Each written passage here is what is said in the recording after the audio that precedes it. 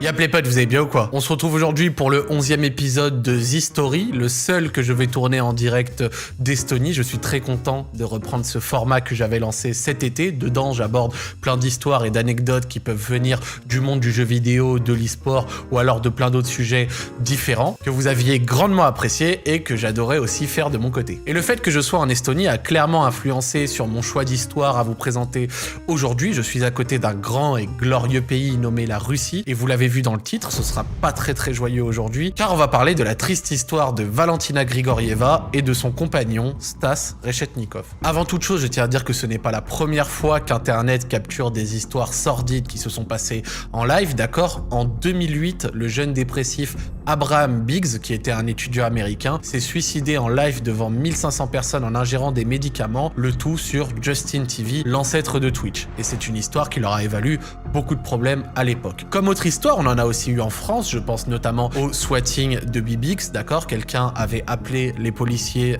le GIGN, tout ça, en disant voilà, cette personne-là a effectué un meurtre, bref, une histoire dans ce genre, et la police était intervenue, on l'avait vu sur son live, c'était quelque chose qui avait fait vraiment beaucoup de bruit à l'époque. Est-ce que je peux couper le flux du stream? C'est un canular, monsieur. En termes d'histoire sordide, je pense aussi par exemple à Tetsu, qui était un streamer japonais qui a essayé d'escalader le mont Fuji en octobre 2019, sauf que le mont Fuji ne s'escalade qu'avec des conditions météorologiques favorables. C'est pour ça qu'en général, les gens le font l'été. En octobre 2019, il fait très froid, il y a de la neige et tout ce mélange a fait en sorte que Tetsu a effectué une chute mortelle, malheureusement pour lui, en live.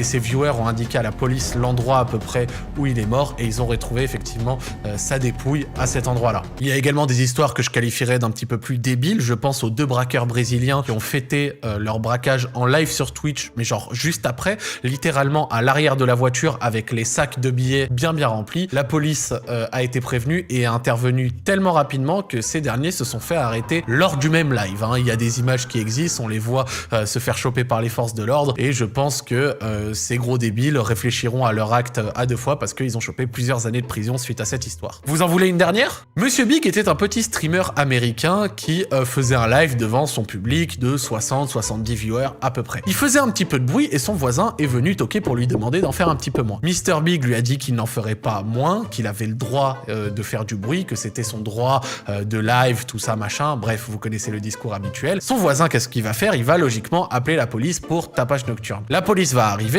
va arrêter Monsieur Big, sauf que Monsieur Big, lui, ne va pas arrêter son live. Qu'est-ce qu'on remarque à la caméra quelques minutes après son arrestation? Le voisin en question va s'introduire dans le domicile de Monsieur Big pour lui voler ses clés, son portefeuille, un casque audio et plein de petites affaires dans ce genre. Les viewers qui étaient encore là ont appelé la police et le voisin en question va faire quelques années de prison du coup pour ce live, pour ce vol, pardon, tandis que Monsieur Big, lui, s'en sortira quand même assez bien avec son petit tapage nocturne. C'est quand même rien. Donc c'est un petit retour de karma que j'ai trouvé un petit peu fun pour terminer cette rubrique d'exemples d'histoires qui se sont passées en live. Mais revenons-en à Stas Rechetnikov. Stas, c'est un créateur de contenu russe, aussi appelé Rifley, qui a 30 ans, qui habite dans la banlieue de Moscou, dans une ville située à quelques kilomètres de celle-ci, et dont les contenus sont à base de pranks, d'accord, les contenus habituels qu'on aime vraiment, quoi. Ce dernier n'hésitait d'ailleurs pas à faire intervenir Valentina Grigorieva depuis début 2020. Valentina, c'était sa copine. Et cette dernière était d'ailleurs la souffre-douleur de ses contenus. Un jour, dans un prank, il a pensé que c'était drôle de lui balancer du gaz poivré dans la gueule, donc autant vous dire qu'il y a réellement un antécédent entre les deux, et il avait même l'habitude de faire des lives où il buvait tellement qu'il en allait jusqu'à vomir, ce qui lui avait valu un ban de Twitch en 2018. Donc revenons-en au fait. Le 2 décembre dernier, Stas était en live avec Valentina et une troisième fille, ok? Il faisait un petit truc classique, comme vous pouvez le voir sur les images, ils étaient en train de faire soirée, de boire des coups, de discuter entre eux et avec le chat. Sauf que l'ambiance dans le couple était assez tendue. Elle était tellement tendue qu'une altercation éclate entre les deux et on voit même Valentina être assez agressive et se saisir d'un couteau parce que je crois que Stas s'en prenait assez violemment à elle. L'ami qui est au milieu essaye un petit peu de calmer le jeu, d'accord, d'arrêter l'histoire entre les deux, sauf que cette altercation est quand même assez marquante et assez violente. Suite à cette altercation, un viewer va effectuer un don à Stas et lui donner plusieurs milliers de roubles, soit à peu près 800 800 € pour que celui-ci se débarrasse de la fille, donc se débarrasse de Valentina. Les deux étant assez bourrés et assez saouls et pas réellement dans leur bon esprit à ce moment-là, Stas va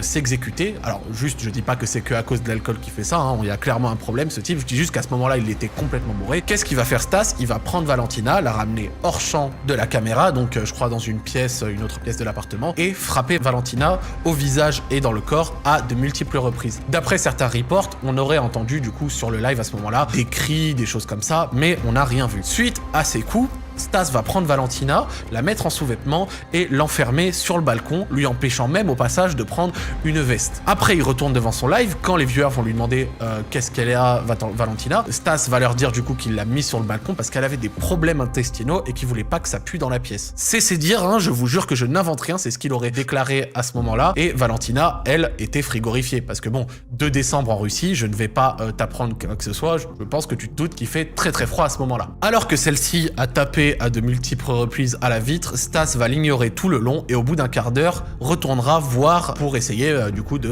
la refaire rentrer à l'intérieur. Sauf que pas de chance, Valentina est affalée par terre, il va transporter le corps, le mettre sur le canapé et après quelques petits balbutiements du style oh Valia, qu'est-ce qui t'arrive? Oh je m'inquiète, tout ça machin, bah force est de constater que Valentina est décédée. Il existe des images où on peut le voir en train d'essayer de la réanimer sur son canapé. Par respect pour la victime, d'accord, je ne vais pas les montrer. Je vais pas les montrer parce que c'est assez choquant et puis même le gars Stas dans sa démarche est vraiment pas du tout convaincant. Il balbutie un peu, il essaye vite fait de le faire, mais on voit bien que il s'en fout un petit peu dans la mesure même où après avoir appelé les autorités, d'accord, les pompiers et les policiers, il va retourner en live et ne va pas couper celui-ci. Il va littéralement continuer à stream, à parler avec les gens, avec le corps de sa copine sur le canapé juste derrière. Donc c'est vraiment très très choquant. Même lui le dit, oh on dirait que son cœur s'est arrêté, tout ça machin, c'est terrible. Il coupera donc le live qu'au moment où les autorités vont venir et il se fera du coup assez logiquement arrêter suite à ceci. Il y a des images d'ailleurs qui montrent le moment où il se fait arrêter dans la rue, tout ça,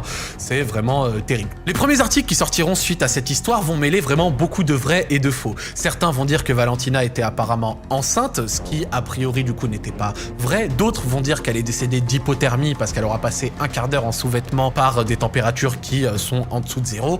D'après du coup je crois l'autopsie, et ben Valentina serait plutôt décédée suite aux coups que Stas lui aurait portés hors champ de caméra, notamment ceux à la tête qui lui auraient provoqué du coup un traumatisme crânio-cérébral. Des coups que Stas aurait reconnus. On est donc sur une relation qui est extrêmement toxique et de la violence conjugale horrible. Comme je vous l'ai dit, Valentina c'était réellement la souffre-douleur de Stas dans tous ses contenus et elle aurait même discuté avec une amie quelques jours avant le drame, lui disant qu'elle souhaitait le quitter et partir vivre ailleurs. Et si vous étiez vraiment écœuré par cette histoire, dites-vous que c'est pas la fin. Stanislas aurait déclaré en prison, je cite, « Qu'est-ce qu'il y a à regretter? Je n'ai rien fait de grave. » Et il aurait même dit que Valentina était sous l'emprise de drogue ce jour-là. Ce qui est vrai, l'autopsie aurait montré que Valentina aurait pris des amphétamines ce jour-là. Mais ça aurait pas eu de rapport avec sa mort, et sa mort aurait vraiment été provoquée par les coups qu'on lui a portés. Certains vont avoir une réaction qui, à mon sens, est erronée en mode « Oui, mais elle avait qu'à le quitter, si c'était une relation toxique, si elle avait l'habitude de se faire frapper, tout ça. »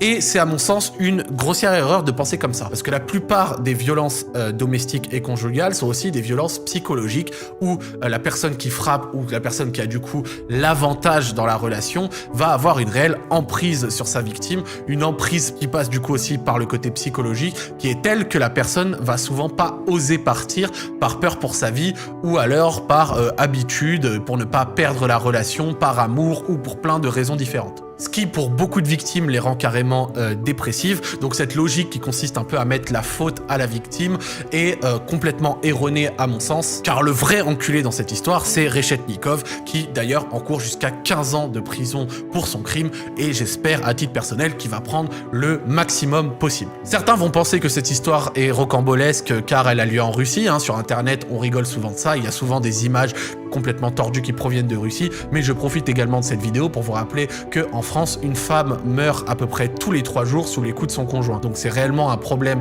qui est réel et qui arrive pas si loin que ça. Ce n'est pas que les autres, c'est un truc qui arrive également en France. Donc si vous êtes témoin de scènes dans ce style, n'hésitez pas à contacter les autorités. Je ne sais pas réellement s'il y a des messages ou des lignes de prévention qui existent pour ceci, mais ce problème est réel et tue des gens chaque année. Donc merci à vous d'avoir suivi cette vidéo. J'espère que le sujet n'était n'était pas trop lourd et que je l'ai abordé correctement. La semaine prochaine, ce sera un autre sujet un poil plus léger parce qu'on va discuter de l'histoire de la structure e-sport Fnatic en direct de Lyon, cette fois dans le décor. J'espère que vous avez apprécié ce contenu. Je vous souhaite une bonne journée et je vous dis à la semaine prochaine. Bye bye.